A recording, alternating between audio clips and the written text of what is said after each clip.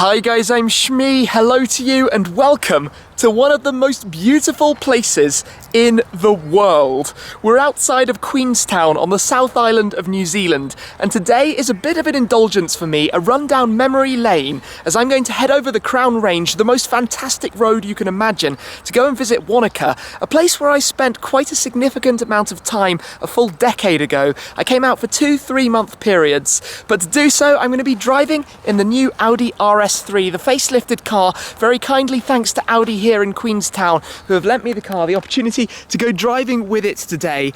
But with views like this, roads that I can tell you are absolutely amazing, I think I'm in for quite an enjoyable time, reliving and re-experiencing where I spent some fantastic weeks and months a decade ago. So let's go explore.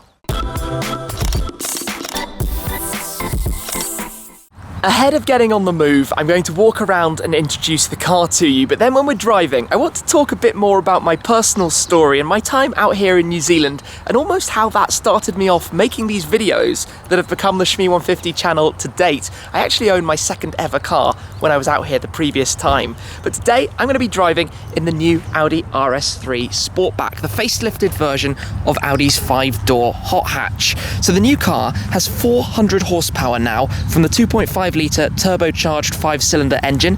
Of course, it maintains Audi's Quattro 4-wheel drive, all-wheel drive system, and it has the 7-speed dual-clutch gearbox. It's lightning fast. 0 to 100 kilometers an hour is just 4.1 seconds. The differences I've noticed taking a look at the car in more detail versus the pre-facelifted car, so to speak, are in the angles and sportiness of the shapes. So along with other Audi models, it now has a more angular, wider front grille, the sharper lines. The previous model had them coming in slightly more gently. The headlights equally very similar, a new design we have there. Down here at these lower intakes, you can see there is a sportier shape here for airflow through the car as well, but just in the way it has these 2 extra intakes. Coming around, we have new wheels, and then to the rear of the car, I think it's pretty much the same new light design, new styling, 3D texturing almost to the lights, and we have the black package, so we have those large oval exhaust pipes at the rear, the tradition from Audi RS cars to have those finished in black. On the inside, just for a quick look in here, very sporty finish with Alcantara. We've got drive select, so variable settings and controls that we have in the car. But let's pretty much jump in right now and get started on this journey, because a little over in this direction are some windy roads calling my name. Now, why is this place so significant? And I start this just as I'm ascending now into the Crown Range, the road that goes up towards Cardrona and through towards Wanaka. Well, if we rewind the clocks, for me personally, 10 years ago, and some of you will know a little bit about this story from my previous FAQs, Q&As, I used to be a ski instructor. I used to spend a lot of time in the snow, and that meant in my summer holidays, in effect, in the UK, I came over here to enjoy the winter in New Zealand, and I worked at a ski resort called Treble Cone, just out of the town called Wanaka that I'm heading towards right now, which is where I lived. Well, back then, obviously the thing I was making videos with was skiing. That's what got me into making videos, editing, being able to look back at the shots. That eventually became making videos of cars, which obviously now is the Shmee 150 channel that you know. But actually back then, I used to have some videos on this channel of my ski time. They've been deleted, they're no longer there now because it's all about cars, obviously. But from a personal point of view, this is quite a significant part of where that actually began. As we head up here and I go around these hairpins, I should really be putting this car into drive select, dynamic mode, so we can press the button here and it's on the center screen. Oh, I've gone too far. And again, there we go, into dynamic mode. The sun is making life a little bit harder. Into manual, and let's just enjoy a little bit of it, because this road is actually a national speed limit road here. And this is one of the perfect cars for it. You could drive this thing at any time of the year. They get a lot of snow here, obviously, in the southern hemisphere winter. Up we go. My ears are popping. Oh, I've lost something. It's just so special for me being back here. Honestly, it's a strange thing, I guess, but driving in a proper, exciting car makes it even better, because when I was here before, I owned a car out here. Back in the UK, I had my Renault Clio, and when I was here with a friend, we co-owned and bought a Subaru Leone, which was a 1987 car, the same year that I was born. The car was about 4 months older than I was, and it had about 220,000 kilometers on the clock, but it had super skinny tires, which meant driving up the ski hills every day just worked perfectly because it never got stuck. You'd see much bigger and fancier vehicles not managing it, and then up we would barrel and make it to the top. My ears are genuinely popping like crazy right now, but this is the perfect place to get this journey started. On an amazing road up towards this valley, the Crown Range that goes between Queenstown and Wanaka, and we used to drive over on a regular basis. If it was snowing, you had to take the longer motorway route round, but if it was dry, you would come here and just, well, not drive this quickly, but drive this road. Epic memories. I actually recognise so much of it. This is super cool. This just has to be a contender for one of the greatest driving roads in the world. I'm not sure I truly appreciated it back when I was out here, but driving it now, the way it meanders up the hill, this little bit right here is stunning. It's an absolutely incredible piece of tarmac. Lefts, rights, ups, downs, undulations, the most incredibly impressive view as well, down in the valley, across the valley to the other side, and driving in this car, pretty good way to be going about it. The way we're pointing up towards the sky, tight left-hander, round we go, it just opens up. This thing's so fast. The noises on shifts. I'm so happy to be back here right now. Wow, okay, this is memories right here. Up there is a ski resort called Snow Park and also Snow Farm, but Snow Park is literally a gigantic snow park. Lots of jumps, one chairlift, rails, boxes, everything. It was a fantastic place. It was brand new when I came out here. Then to the left, right here, is Cardrona. Let's head up this way. This was where I spent quite a bit of time skiing. It's crazy actually being here. This is bizarre. Wow, memories. Absolute memories. And then back on the road, and it continues towards Wanaka. Now this is, well, the car is epic, but this is, I suppose, the bit I've wanted to come back here for so long because it's such an amazing place, and I think, well, probably each and every one of you has standout memories from your life, things that were so significant. And for me, coming here and realising that in life, doing things you enjoy is so important, and just being part of the ski world was my number one thing at that time. And the opportunity to, you know, wake up in the morning, just go out into the mountain air and enjoy myself and work a bit as an instructor was such, I don't know, a sense of freedom, the other side of the world, that whole change in lifestyle. And I don't know, I've just been looking forward to coming back for so long, and I'm finally about to be here. As we come over this brow, that is Lake Wanaka. It feels like this is my home I left a very long time ago, and here we are back again. So many memories.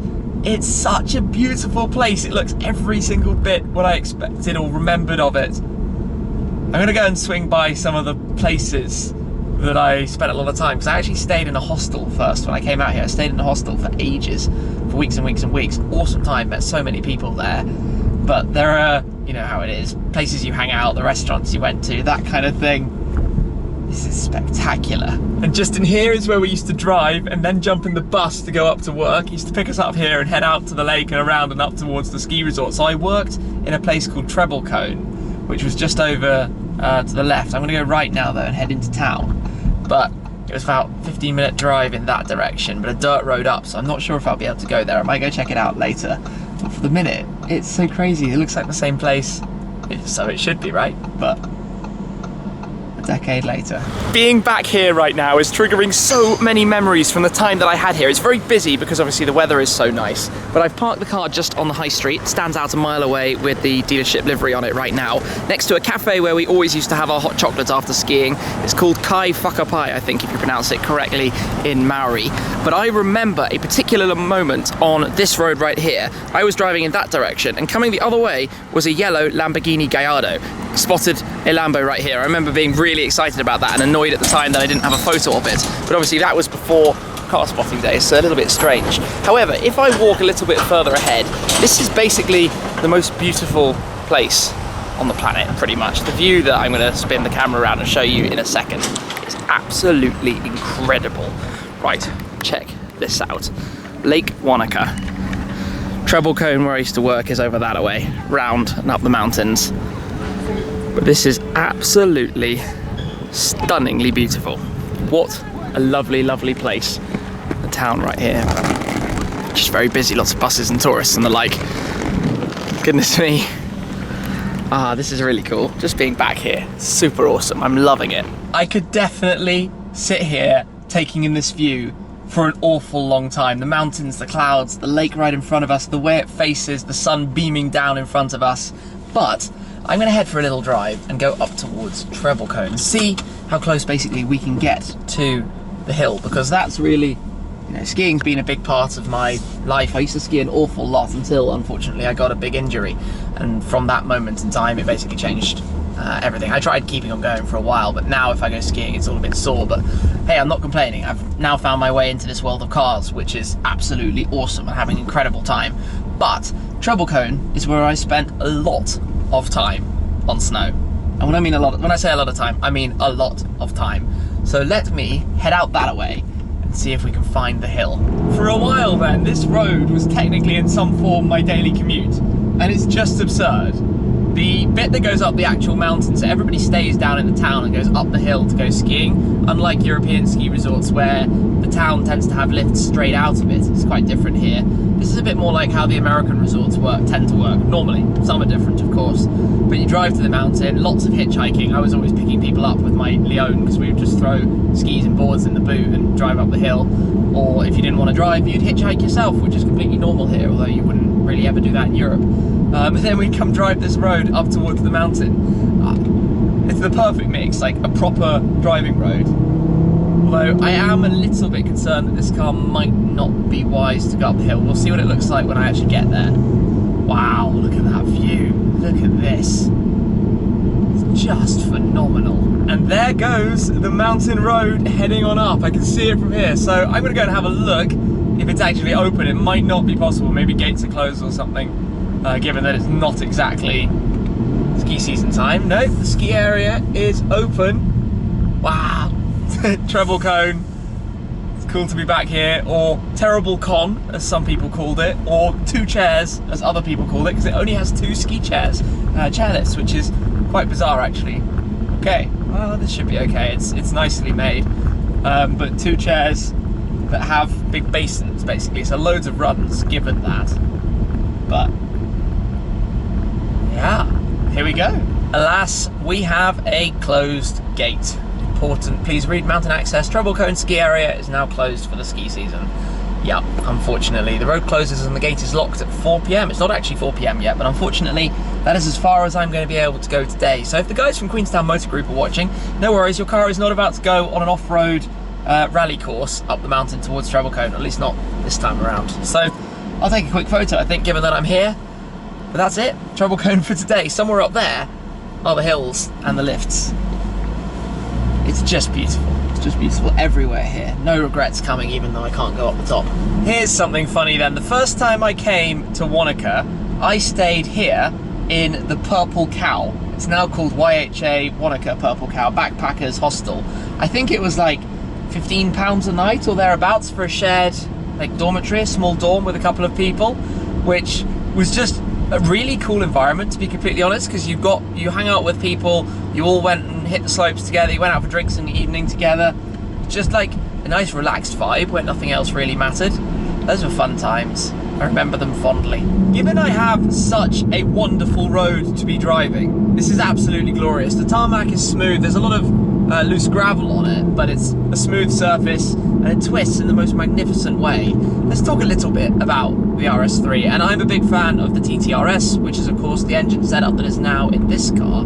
I think this could be louder. I think there's a sports exhaust option that I think this car does not have, because it doesn't crackle and burble as much as I'm familiar with. But when you're in a straight line, you just point and shoot, and it takes off like a rocket. When you're cornering, it's a little bit peculiar. There's something odd about the front end. It doesn't have, like the Focus RS, let's say, the same ability to turn into a corner. But going on these roads, it's, you know, you get behind a caravan or something, you just pull out, put your foot down, away you go, and you blast past them.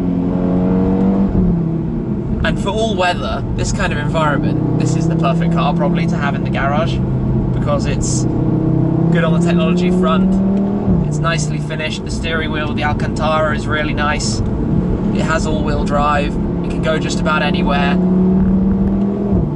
You can do this. Yes, you could be here in a supercar, but this thing is such a pocket rocket. It is absurd. Like, I wouldn't be going quicker down this road in anything else, honestly. Like, what? You don't need anything faster at all. It's kind of a strange world that we even bother making cars that are faster than this. This has the practicality as well as the performance. I absolutely love this road. It's just incredible. The way it goes from one side of the valley to the other, the way the corners meander into and out of your sight as they go down the valley. And the formation of the land, the landscape and sculpture of it all. Just absolutely mega. And back over the top we go. Now look at the view as we start to head back down here. It is truly extraordinary. One of the things I love about a road like this is the sight lines are brilliant. You can take that smoothened line that gives you both the ability to carry more speed through without having to scrub it off with the brakes and just let it roll from one corner to the other. It's like a thinking game, it's like a puzzle game. How can I make this road the most efficient, smooth and progressive as possible? I just love it. This is absolute paradise, this kind of driving environment. Lots of good overtaking opportunities, fortunately, so I'm not getting too stuck behind vehicles like this in front of me, but absolutely magnificent. Just look at that view. Look at that view. This kind of road, that view down over the valley, my word, it's indescribable. It is easily my favourite place I've gone driving. The personal connection, the memories, the experiences of this location, combined with the road, this car being so appropriate for the road, the weather today, being so far from home. It's like reason after reason after reason to be having such an amazing time right now. I guess this is about as good as any place I could possibly choose to wrap up this video.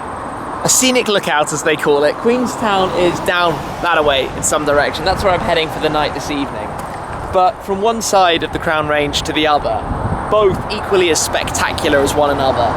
This has just been an incredible day. I've not really had any objective other than just exploring on my own, going around, seeing what I could find, but it's been absolutely perfect. So quite a significant part of where this YouTube channel began, this area, creating videos, learning to use cameras, editing, and eventually making the videos. Oh, quite a nice Range Rover going by there. I saw a Bentayga earlier as well.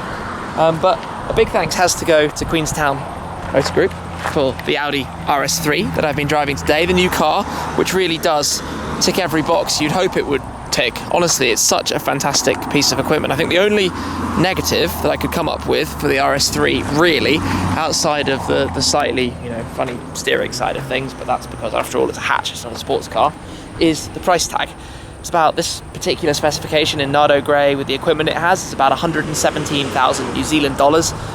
That would literally translate to about £50,000, but a nicely spec'd up one in the UK is more like £55,000 if you've added a few more options. So it's quite an expensive hot hatch, if you want to put it that way. It's £20,000 more than a Focus RS, which is quite significant. Yes, you get a lot more technology, you get more power, 400 odd horsepower, but awesome car to enjoy today with. Anyway, I'm going to leave you with this view. What a day it's been, what a trip it's been to New Zealand. There'll be some more videos to come, but stunning. So thank you very much for watching, guys. I hope you've enjoyed the video and the drive today, but that is it for this time. I'll catch up with you again very soon. Cheers.